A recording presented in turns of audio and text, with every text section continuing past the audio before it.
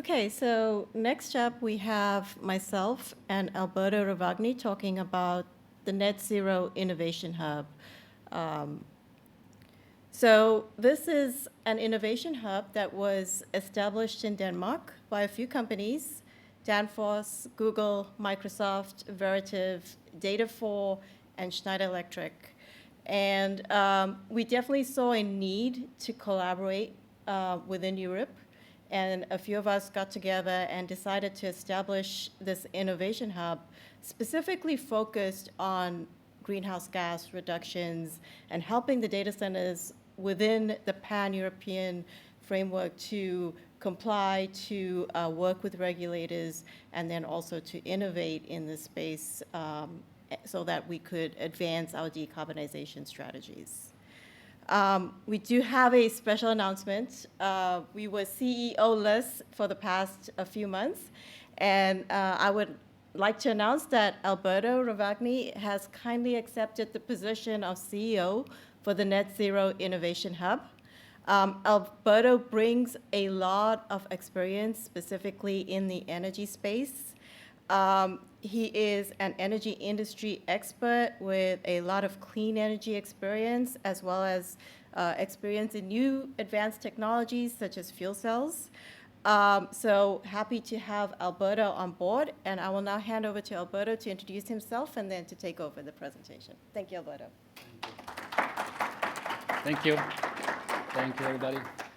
Yeah, I would like to start on thanking not only Priya, but also I'm very honored to present together with her and to all the board members and the founding members of the Hub for the trust that I've been given to take on this challenge. As you can see, or for those who knows me, innovation and sustainability and decarbonization has been at the core of everything what I've done since the start of my activities, all the companies work with and for, and the companies that I have founded. And I'm absolutely honored and thrilled to start officially next week, so this is a warm-up, to start and take on this challenge. So this challenge changed in the past, let's say, months, until last year, recently, from the status quo, all the discussion and focus was how we get to net zero and how we get there faster.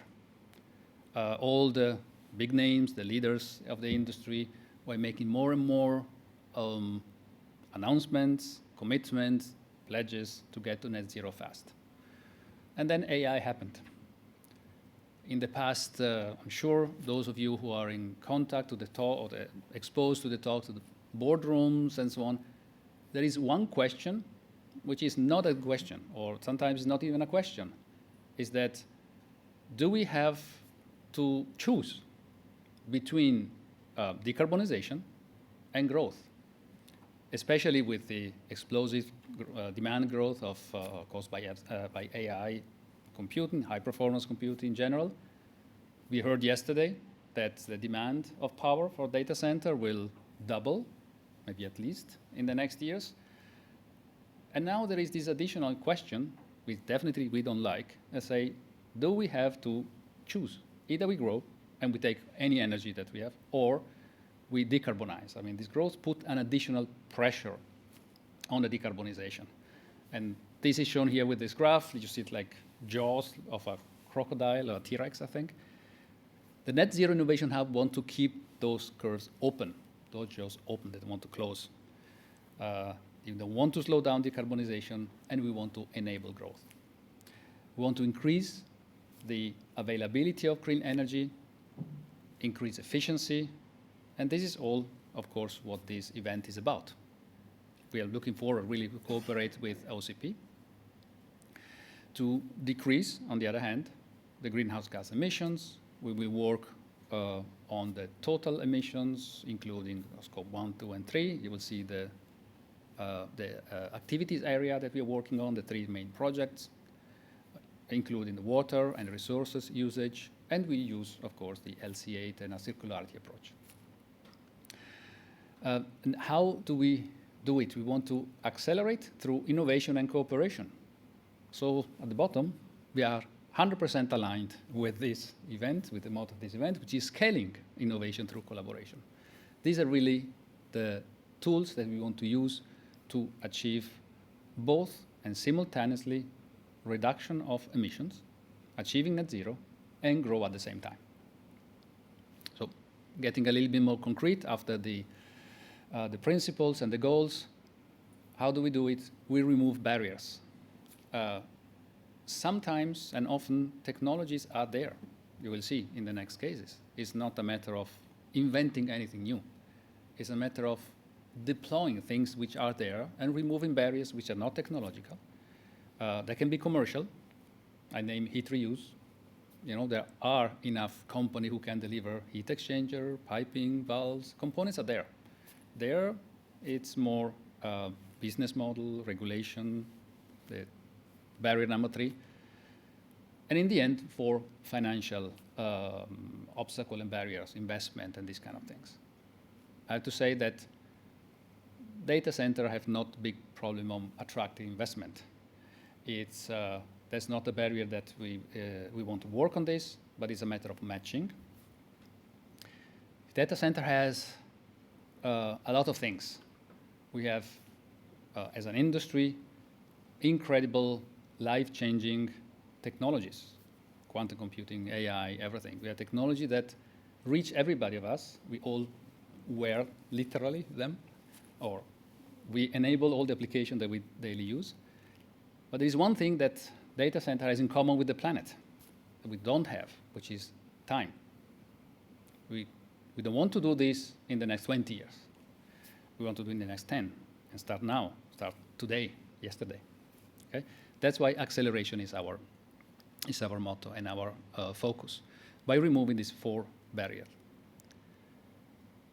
Collaboration is the second, and is as important as I said before.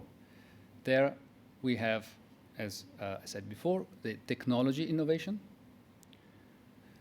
We will collaborate, setting up joint projects. We all want to go to the project in the end. We want to walk around with a hard hat and not only make PowerPoints, which are useful to announce what we want to do. We want to go into the project. We work with academic partners, with our members, with research, and with startups. Our goal is to execute projects which demonstrate, and it's a pilot, a scalable pilot, what we call a first of a kind concept, which reduces and eliminates the 4 risks before.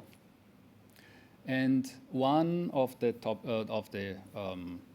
enabling factors to remove this risk is to have standards. And this is one of the reasons why we are here. I'm looking forward to have a very close cooperation with the OCP activities as they are master and in setting those standards and creating those. About the business innovation, as I said before, anybody of you in heat reuse, but not only, also in power. Permitting, getting connection is one thing. Power availability is not anymore really. I mean, the cost of renewable power is not anymore the issue. The issue is to get connected and to get it delivered, and transmission, and to get it delivered to the data center. That's the bottleneck that we want to remove. So one of our projects could be, and will be, proving innovative business models. Again, on the heat reuse, because one of the first activities, we work together with companies that can sign a PPA with a data center, guaranteeing that the heat is removed. And all what the data center has to do is to provide a connection point, an interface at the border of the data center, where the heat is then transferred to a user. And that removes a lot of headache. We want to simplify. Simple things go faster. Europe and the platform for public engagement, advocacy. We are not an advocacy group. We want to do projects and execute projects and demonstrate things, but we will work with the advocacy group, UDCA and others. I don't start to make names, I'm sure I forget people, to provide them with the real data, information and results that they will need and they will use to guide and to give inputs to the regulators so that everything, the regulation will be in line and will be supportive of achieving, again, the two goals, the growth and decarbonization at the same time. We also want to work not only at the European level, of course, it's a big, of course, big impact all over Europe. Data center happen at the city level, city planners, utilities. It's every data center is a very local project. And we want to talk to them and show them all these technologies that data center enable, including the ones that everybody is a little bit worried about. AI, machine learning, and so on. At every level, every politician, every utility, everybody in the industry will say, what will be the impact on this technology on my city, on my growth, on my citizen, and so on. We want to show that bringing a data center there locally will bring there the talent, will enable the use and the utilization of those tools to save energy. We heard yesterday data center power demand, energy demand will double. Yeah, okay, will double from, we can pick a number, 2, 3%, so there will be another 3% on top of it globally.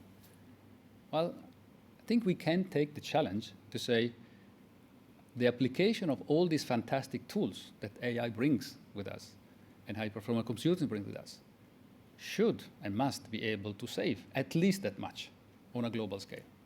So it will be a net win. Again, we don't have to make a trade-off between growth and decarbonization. We want and we can have both. Of course, we can do it. That's all together.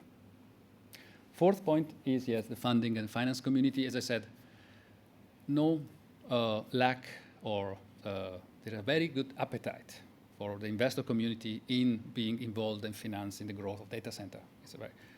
But there's still a matching exercise to be done. Infrastructure investors, they are used to certain duration, certain returns.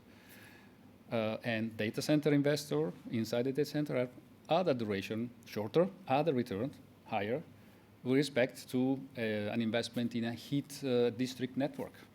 There is 10, 20, 30 years, and very different from the data center.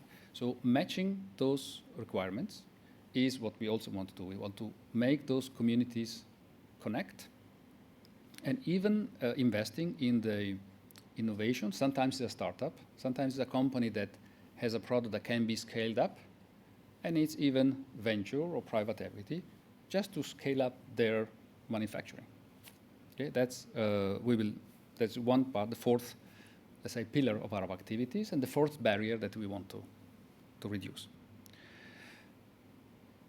I mentioned we have three main areas.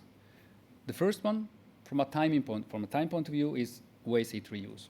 Big pressure there from the regulatory side.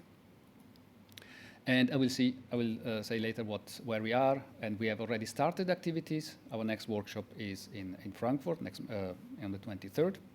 The project number 2 is the clean power availability, grid interaction, and on-site power generation. It's a big topic. It's the big, I would say, not elephant, but I think this is on top of mind of everybody who is thinking, planning to build a data center. Where do I get my power? Where do I get clean power? Where do I get clean power 24/7, timely matched? That's the new standard. Certificates and compensation is okay, but short term, 24/7 timely match is the goal. So where do I get it? And where do I get it in time and in the location where I have to expand? And the third one, we heard already a lot about embodied carbon. We work on the two major aspects, steel, concrete. There is a nice example of a wooden rack and wooden data centers, not the only solution, but a solution to go and to remove those emissions. So waste heat reuse. The project that we want to launch should provide to a data center, say if I am a data center, what can I get from this hub?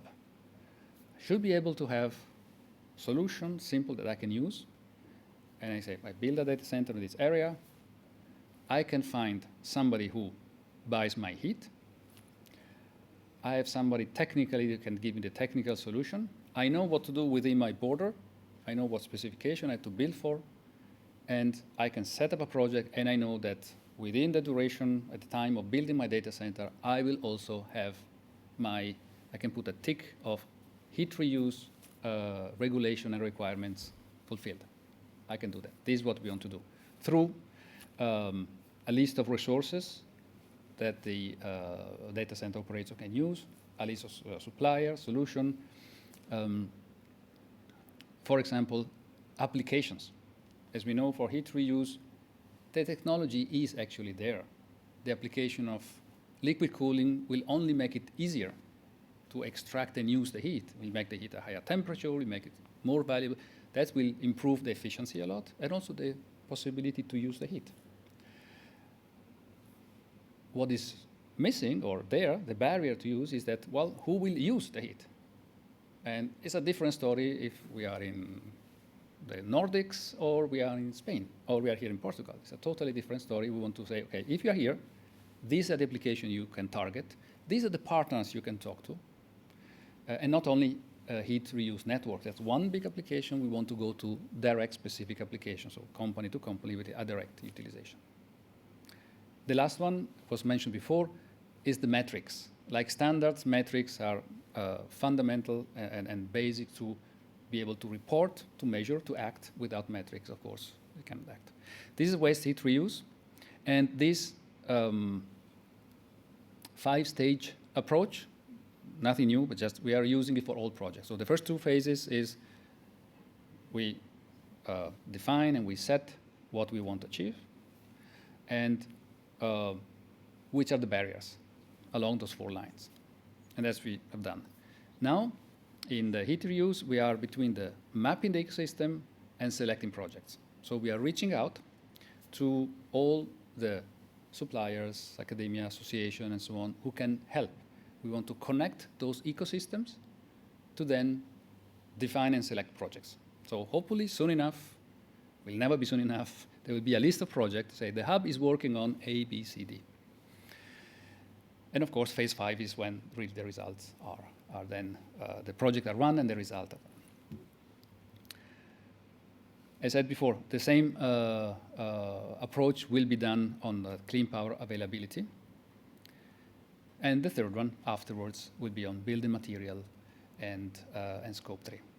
And I take the last 2 minutes as nobody is going to achieve this goal alone.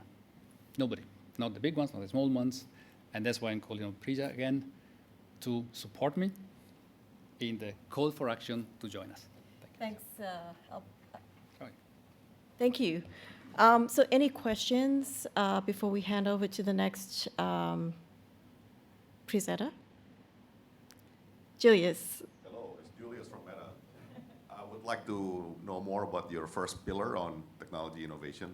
What resources will you have available? For example, will you have lab or test facilities? Will you have hardware, software? Will you have engineering or prototyping resources? Thank you. Yep.